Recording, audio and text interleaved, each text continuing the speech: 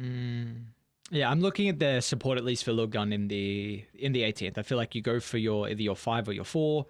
They don't really play the Shadow Demon. That's something I would really like this game though. I think it destroys pretty much all the Motivate's heroes. There's value from Banishment to save against a Sharpshooter. The Soul Catcher is great versus Conquer Tiny. Purge is great versus Tiny Death Prophet. I think it's an exceptional game where we're seeing a lot of value in Shadow Demon at Gamers Galaxy, even the first couple of weeks of the DPC, but the hero is starting to tail off. I'm really surprised we're not getting as many Shadow Demon games. Yeah, I feel like that's because, when DK and Senkin becomes the meta, naturally you will switch your priority to someone like a Hoodwink, someone like a Mirana. I was gonna bring it out. So, because it just looks really solid and straightforward, especially when the other team doesn't have a save. You are not running a Abaddon anymore. You are not running an LC anymore.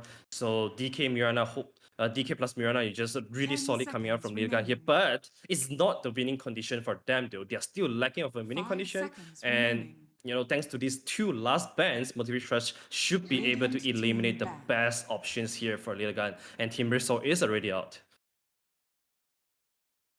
For Motivate, again, we've spoken a lot about their flexibility with how they can put the heroes in different lanes, but ideally, what do you think they are requiring from this 23rd pick? It feels like it could be a good tiny carry game.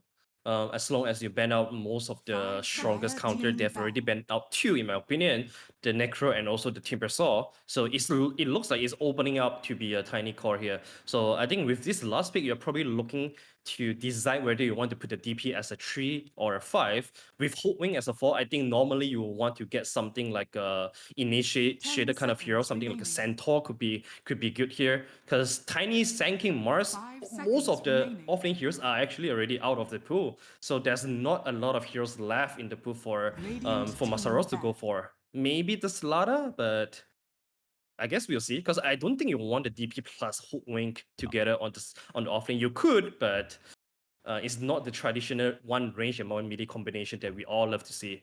I think the Legion was an exceptional ban. You were wanting a save versus the DK Mirana combo, having a way to set up for the Sharpshooter as well, and also press the attack if you use it aggressively is very good with Tiny for the bonus attack speed. So Legion, I think that the perfect ban for Lilgun. I'm trying to see if there's any craziness they can go for, if they put more value on like an Abba or Omni 3. I know we don't really see that much anymore, but if they really feel like you just need to get rid of this DK Arrow combo, then that could be the route, or they just go for like a offlane initiator that doesn't have as many cooldowns.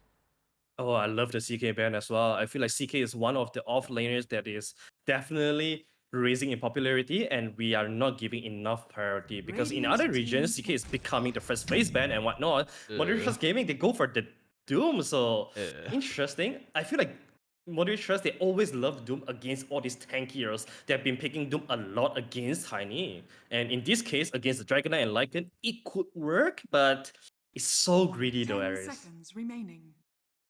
You were saying Lilgun kind of need this big carry though, like Skadi Builder, and Doom can be quite the anti-carry with his ultimate. Also, later stages, Devour, very good way to be able to deal with the Lycan Helm and the Overlord, if that's something you're considering. If he goes, Midas route, gets those levels up pretty fast, but it's not as much of the initiator as I was hoping, and this is a exceptional Razor pick. Oh, this is a dirty Razor pick, man. Yeah, you can tell that Lilgun, they have been playing in the Dota 2 Champions League against a lot of European teams, and a lot of European teams that absolutely love Razor against all these beefy core that are on the offlane side. So I feel like, in this way, it might not even be the side lane Razor, it could be a mid Razor as well going up against Kunkka. But either way, you're playing Razor into 3 cores, and Razor is one of the better heroes that neglect the Doom effect, I would say, because you're most of the time the one popping BKB and running in. So if you are open everything, if you use your steady link and your ultimates already plus BKB, you absolutely don't mind getting Doom at all. Yeah, we have seen in the past they've thought about putting the Lycan mid, but I think against the Conquer probably not as comfortable just because the cleaves, being able to deal with the summons. So Razor's not going to have as much of the lane to be able to chase down the Gacha Boy Conker, but he should definitely have a favorable matchup nonetheless. And for Lilgun, this is a really, really fast tempo lineup.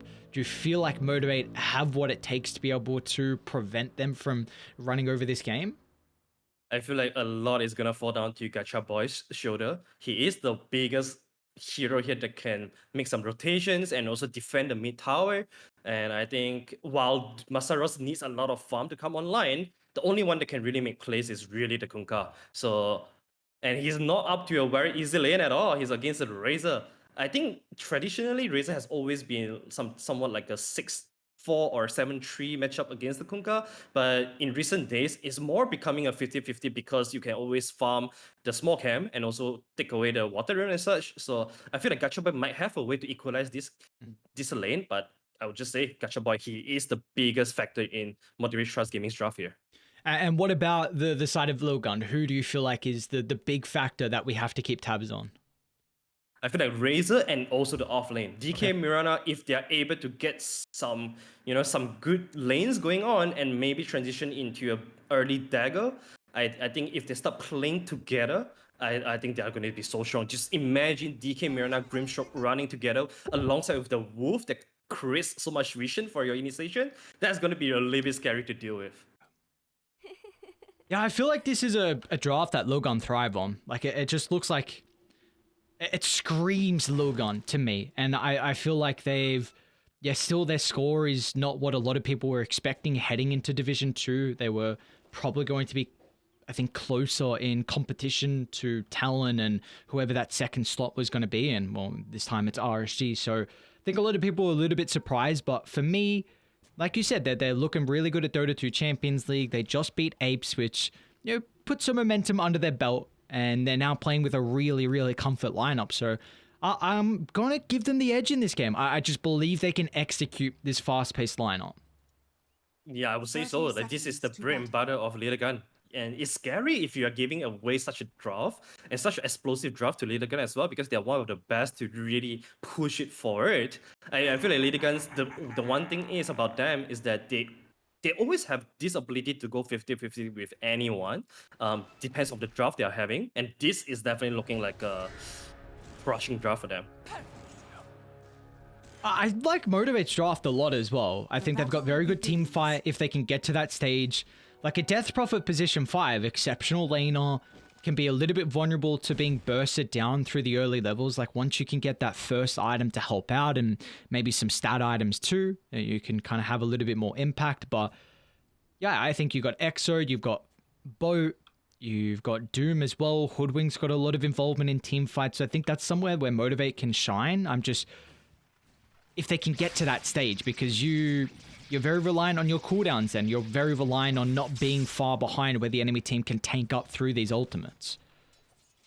Yeah, that is very true. I do feel like Wing is going to play a very big role as well together with the Kunkka, because you need to get to level 6 as soon as possible, because that's your way to bring down this very tanky hero, the Lycan, the DK, and also the Razor as well. If you don't have the early sharpshooter, Lilgun are just going to look to run you over, because you just don't have early damage early on.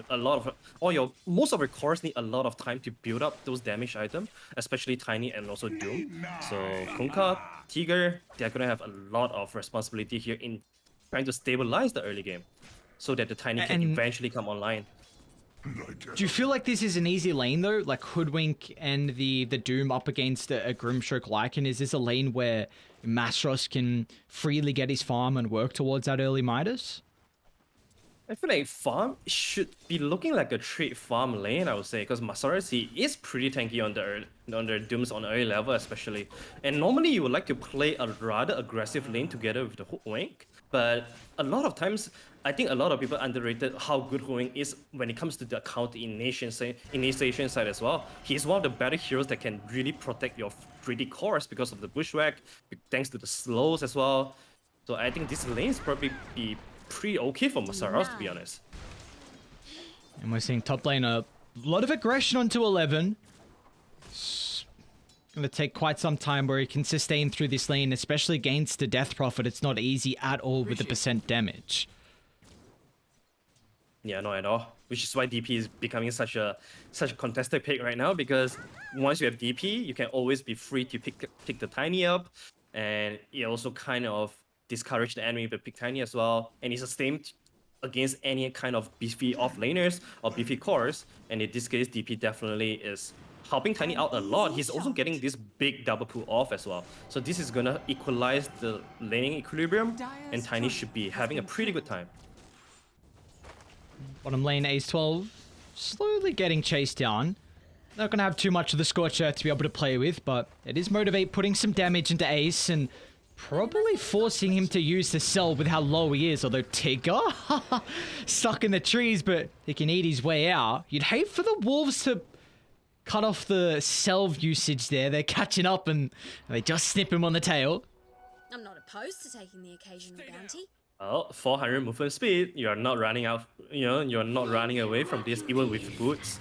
Does he die? They might even go for it. Yeah, they've got Ink Swell up and available for Ace. Nice micro coming through from 4-3. You're going to have another stroke up in a couple of seconds, Tigger. Holding back the summon's nice sidestep. But you've completely zoned the Hoodwink out of the lane, and Lycan is free farming meanwhile. Yeah, the only silver lining here is that the entire lane is getting pushed into Masaurus very soon, so it's not like they are losing a lot. Oh, Ace, you gotta be careful. Oh, he you might gotta die. pray. You got a crit. That's all he needed. Tigger gives him the tip. He's like, oh, it's a beautiful way to start our lane. Nasos gets first blood, solo experience, and doesn't take too much damage along with it. And now, like you said, he's got the creep equilibrium on his side, so Doom is laughing now. He also has Facebook thanks to this first blood as well.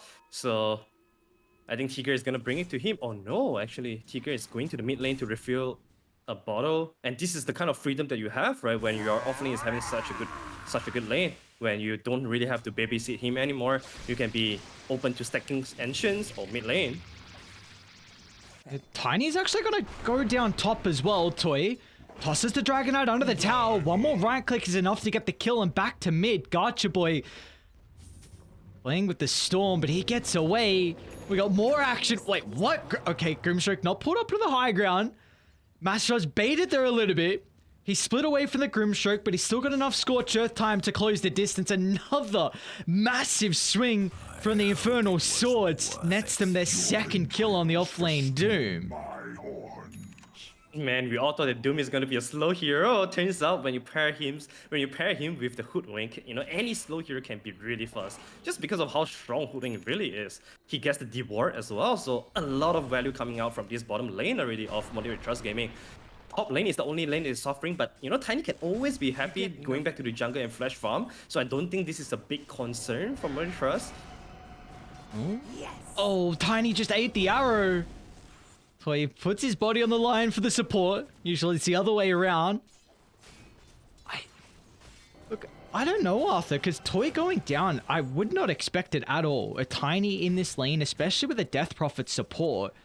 I feel like that's a lane you would be expecting him to have a really good time in.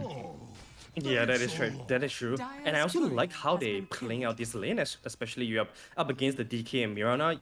Ideally, you want to cut the trees on the right side, so you are able to see the positioning of Mirana a little bit and kind of anticipate where the arrow is coming. So it's gonna help him a little bit on this lane. But yeah, I'm same with you. I feel like with DP harassing out the DK, it should be a lane that you are getting free farm. They might turn on 11. Which has been a bit of a nuisance for them to close the distance in the Dragonite, so 11's easily able to get out of harm's way. And we've had only 3 kills 6 minutes in, but there's just been so much aggression in all these lanes. Oh, mid lane, Gacha Boy is going in. Yes, 6. Sanctity doesn't have the greatest health pool at all, no stat items, and he won't even have an opportunity to pop the Fairy Fire, so you were saying that this matchup is a little bit better than what people really expect lately, and I guess the Conker's proving that. Higher net worth than Sanctity on the Razor.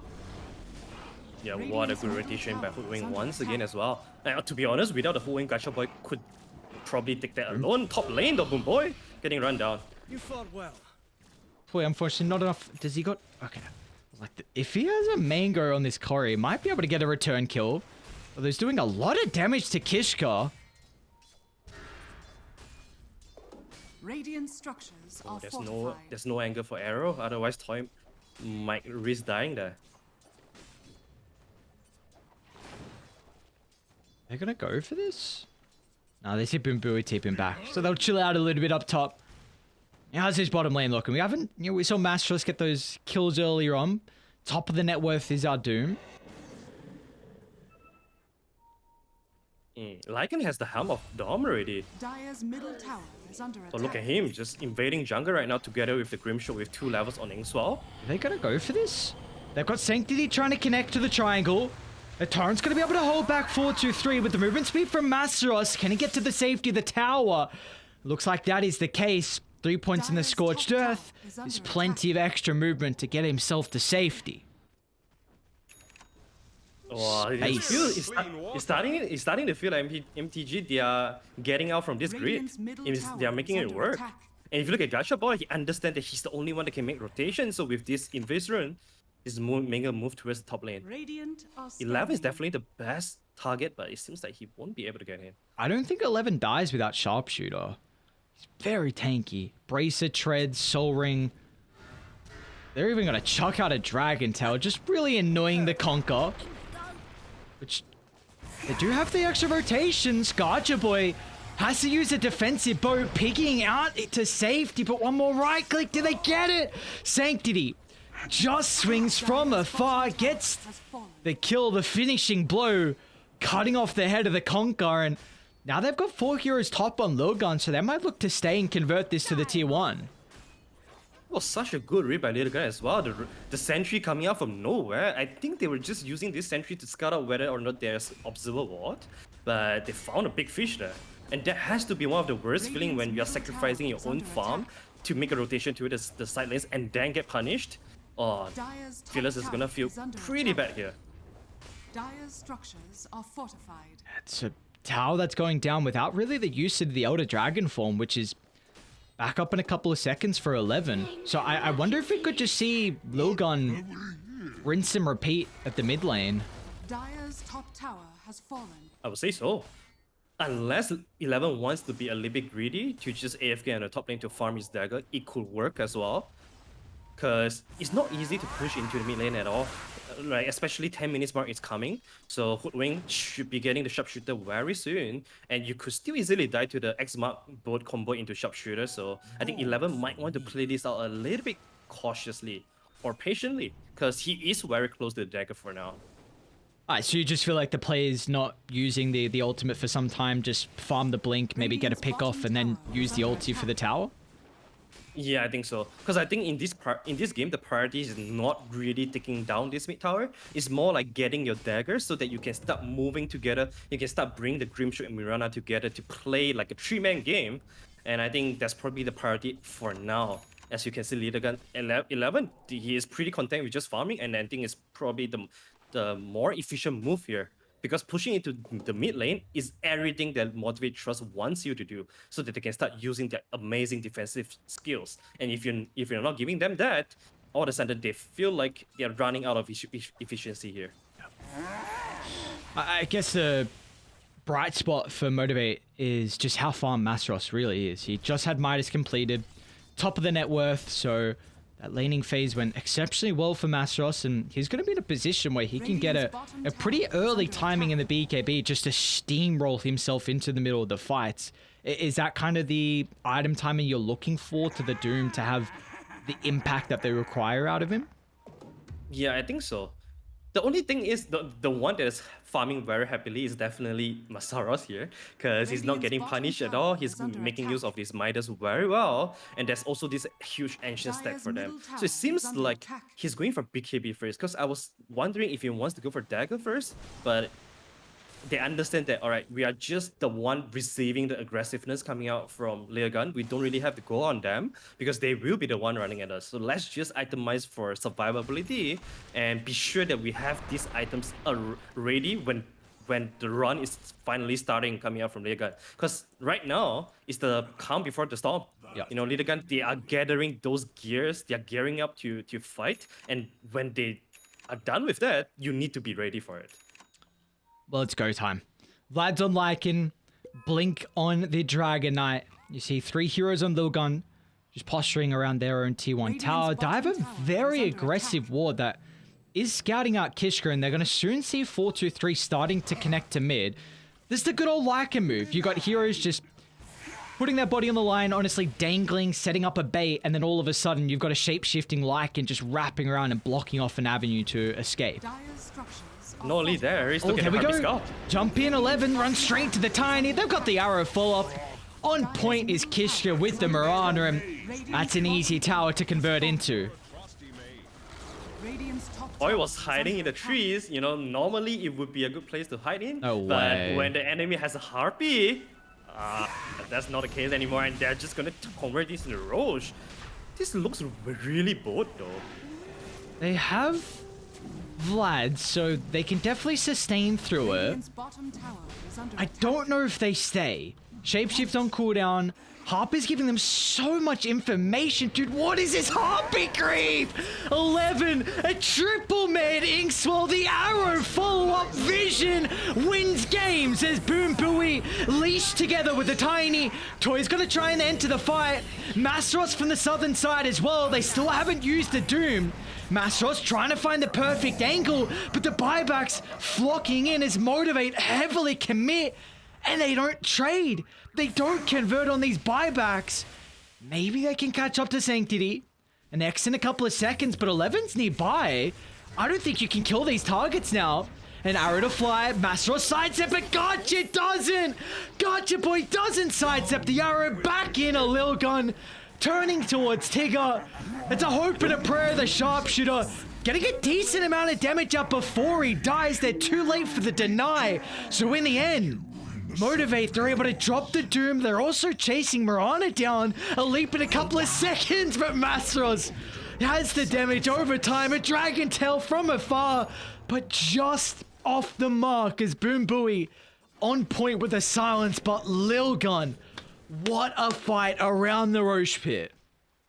We talk about how Lilgun is one of the most explosive teams in Southeast Asia, and that was an explosion there with the Harpy creep. You know, we talk about Lycan, you know, this is a very strong hero, very comfortable hero for Lilgun, but it's also one of the best heroes in this patch, right? Especially knowing how strong the Harpy creep is. Like, who's another hero that can build such an early Helm of Dom and can have so much value coming out of it? You know, it's really the Lycan, and you can tell that Lilgun, they planned for this. Look at the item on Razor, he went for this first item, Drums. He's ready to run together with the team. You know, they talked about this move. Can't win a war without money. This freaking Harpy creep is busted. How do we not have the C patch? Where is it? What is going on? This creep is so dumb. As 11 jumping on the Death Prophet, Boom Booey just gets clipped by the arrow. I think, was this body blocking from 11 to make him still be in range? Regardless, so look on another pick off.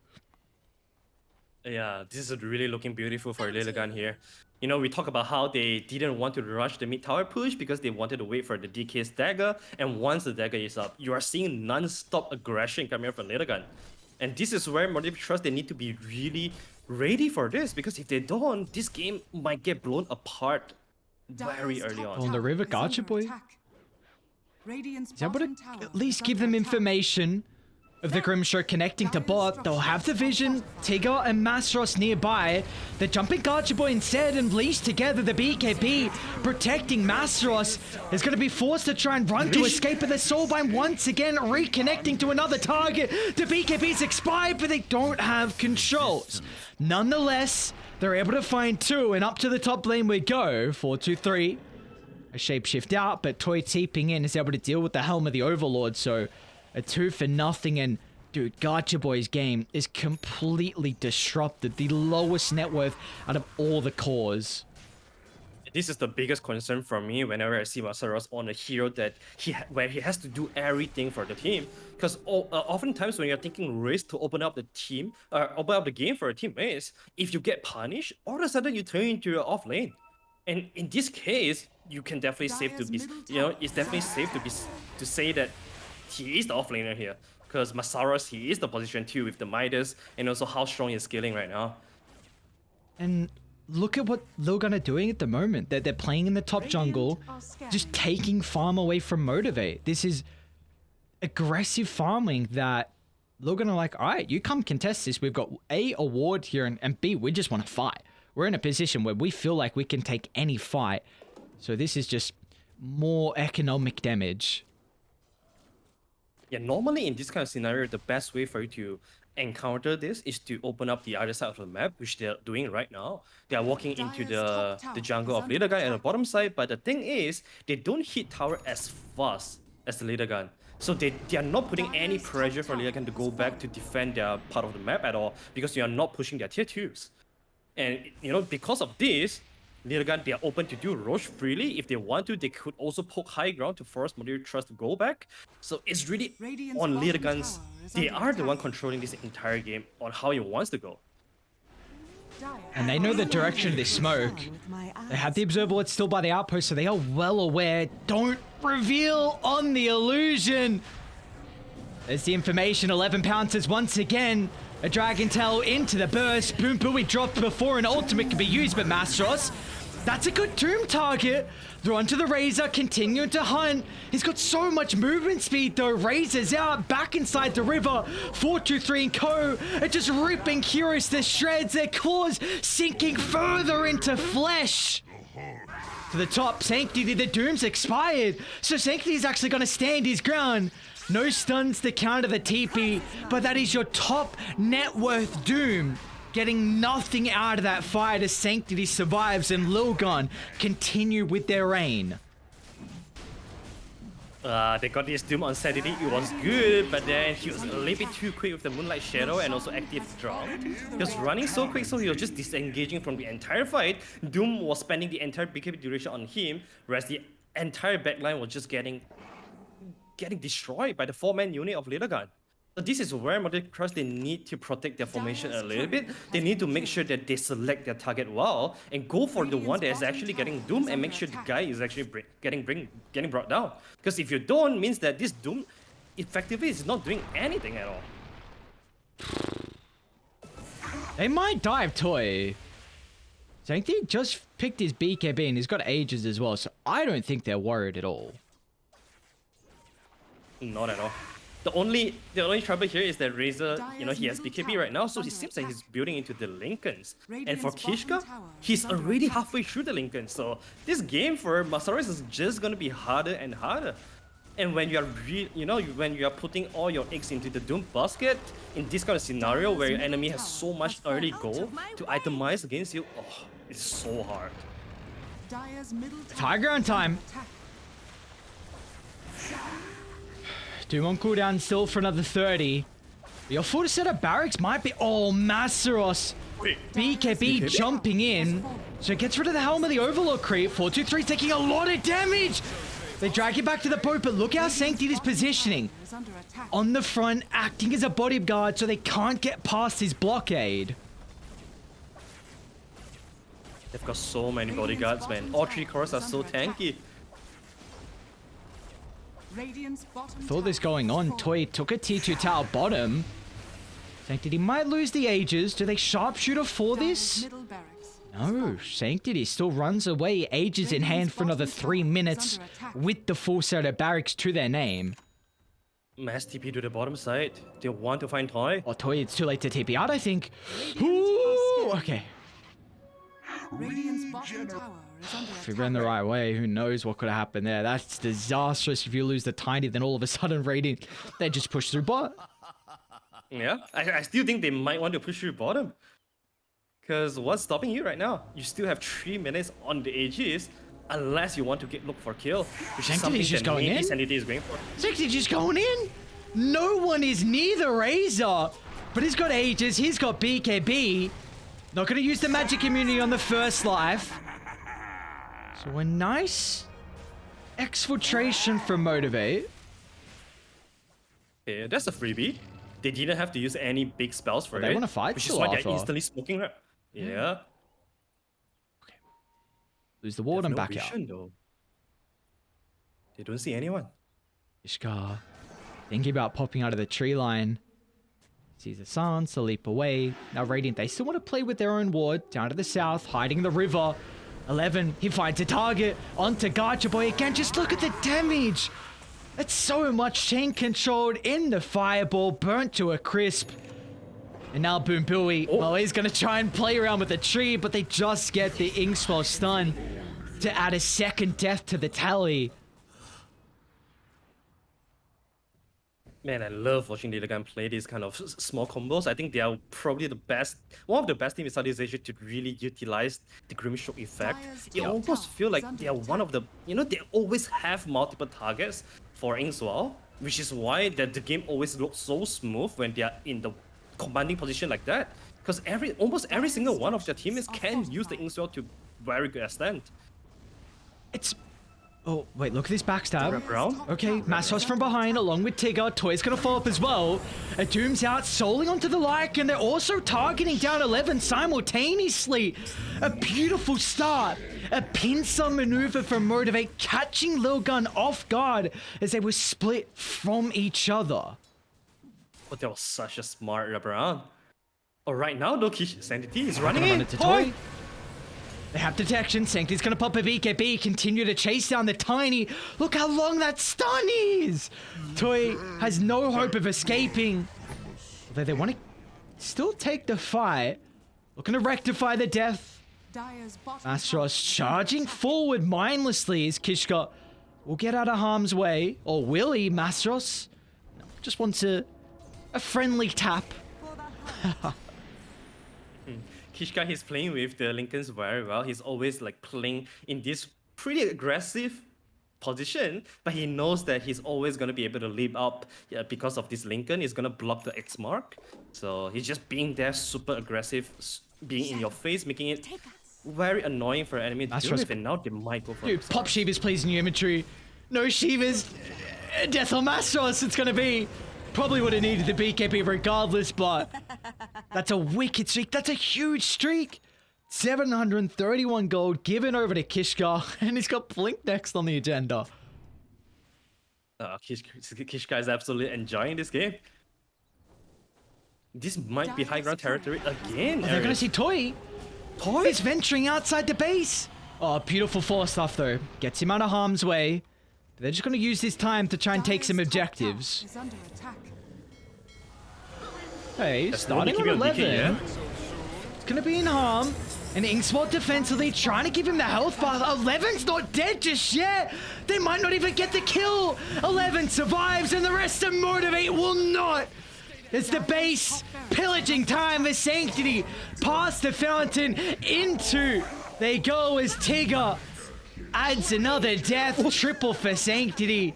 He will be killed off. But the damage, it's been dealt. Oh, Mastros jumps in. A Lincoln's not going to matter. Doom's up in a couple of seconds. They've got a buyback as well to play with. Looks like 4-2-3, the executive call, tries to get the barracks before he dies, and he will just claim the objectives. Oh, that's an okay defense, I would say, but pretty costly though. You are spending Tiger buyback, Gacha Boy buyback as well. So even though they get this punishment kill, they're still losing a big chunk of money. And you know what? They lost their pair of Rex as well. So it feels like this is the kind of buybacks that is not gonna give you too much, but you need to go for it, just for the morale. Gacha? I don't know if they kill Gacha Boy. Both supports feeling like they're in a position. Wait, that's a lot of damage. They still have the arrow. Gacha Boy, couple of more right clicks and he drops. What? I don't think they have detection. Okay, Dust is already out. Just gonna leap over the tree line, dude. How are they in a position where two supports can kill a Conquer? This hero is supposed to be unkillable at some stages in the game. And now 11's in. Over the tree line. Tiny stuck in the fireball, so burnt down to half health. The rest of Radiant starting to respawn. They can connect to the area. Mastros is the initial target. A wall stomp giving him a little bit of breathing room. Is the movement speed going to be enough to escape? Sanctity to continue it to chase. Meanwhile, they're eyeing Toy in the lane. They get rid of the Rockman. They're going to try and still clean off some of the Lilgun heroes in this low threshold of health. But 11 on point reading the Death Prophet perfectly, recognizing his ankle to escape. And 11 catches him out along with Kishka. This duo has been exceptional this game. Kishka was the one that started all this off. He was the one that got the Kunkka kill, and he was baiting with the leap and also Lilgun to, draw everyone from Motivate.Trust to commit for the fight. And Masaru, he used the Doom on the BKB DK as well. So it means that Sanctity saw the Doom. He knows that he's unstoppable on this in this entire fight. So he keep on going in and managed to find Toy. Basically, all 3 cores died in the engagement. I think this might be the end, Ares. If they want to go for it, they could, but they are giving the respect towards the Motivate.Trust. They're probably gonna wait for maybe the second Roshan if they want to. This is prime Lilgun with this draft. They are just Absolutely. so clean with their gameplay in this open up versus Motivate. Yeah, and you can clearly tell that they planned for this entire draft. How did they wanted to play together in their with their item timings, with their Harpy and also Dagger on DK. They even went for the drums on Razor, and I think that is so smart. Gotcha, boy. Did he get the X talent? Yeah, he did. Cool. All right. This is. Let's see. I mean, a full pipe just picked up onto the Mirana, so you already thought it was difficult to kill them. Now more magic resistance.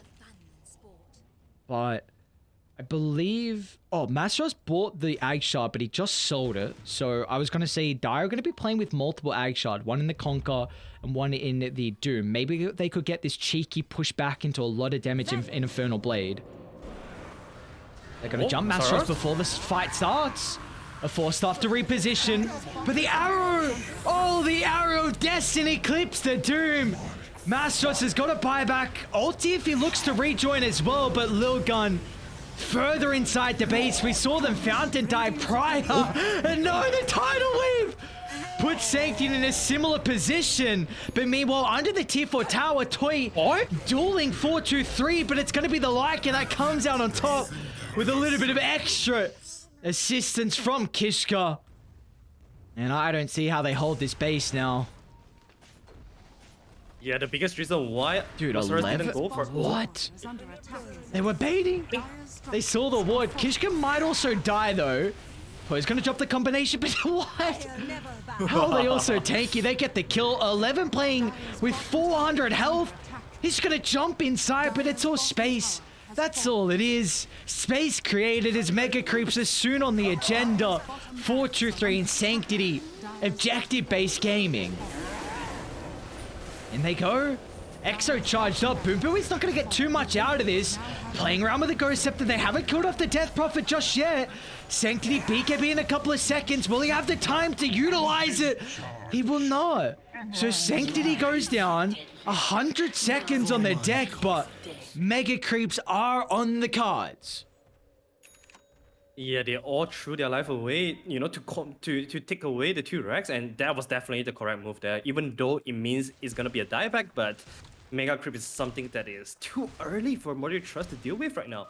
Even though I would say that arguably they have 2 of the better heroes that can deal with the Mega Creeps, Kunkka and also Tiny, but 30 minutes in, this is a little bit too early for them. Tiny does not have enough items to want to be in these kind of situations at all. Yo. And not to mention, there's still tier 1 towers on Lilgun's side. Alright, Mastros is going for a Radiance, so I was going to be like, do you question a Battle Fury if you're going this route? But Radiant's going to have a lot more impact in fights, and of course you need to think about that too. Yeah, theoretically it's pretty good against all these summon units coming out from the Lycan as well, so I can see a lot of value on it. He needs time to build it though, so this is the time that Lilgun will not give it to you. They're gonna look for kills. I don't know if they kill 11. Just being a nuisance. Trying to control their half of the map. They still don't have Sanctity alive. Mastros jumps the rest of the team a little bit too late to show up. They've got the Soulbind now, so Mastros will be forced to stand his ground with the BKB soon to expire. They're taking a fight into Radiant's territory, and it doesn't look like it's going the way they would expect it to do so. Mastros doesn't have an opportunity to use the ultimate. Gotcha Boy joins him in the grave. And now it's just cleanup time. Putting the trash in the bin as Lilgun onto Boom Booey. Next, up the ramp he goes. And 4-2-3 finds a double, and GG is called as Lilgun. This is a lineup that we see them play so well. We were looking at this lineup and saying, this is the epitome of a Lilgun draft, and they were able to play it almost perfectly. They looked really good. Yeah, you don't even have to look at the team tag or the team logo to tell that this is Lilgun's, you know. You know, when they open with the Lycan and also Grimshield, you can tell that the pace of the game they want to set, and they are able to do so. And I guess this is one of the biggest weakness of Motivate.Trust, because while you are a very structured team, it means that you can see through this structure in the draft as well. You can clearly tell that, all right, who's going to be the playmaker, who's going to be the winning condition, and when you are able to find out a single draft that is going to be that is able to out-tempo it, you know, a lot of time this kind of draft breaks the structure of Motivate.Trust gaming. And Lilgun is probably the best team in Division 2 to really pull out that kind of tempo, and they definitely did. Oh, without a doubt. And I like the point you brought up throughout that game as well, just mentioning that Lilgun are a team that utilize the Grimstroke to a level, an echelon that other teams don't really. We've seen their like in Grimstroke strats, and you know that be a big reason why they ban a lot of these heroes. And I think they just put a lot more value on the Ag Shard. You see the 40% extra damage where you can have a DK Grimstroke paired together.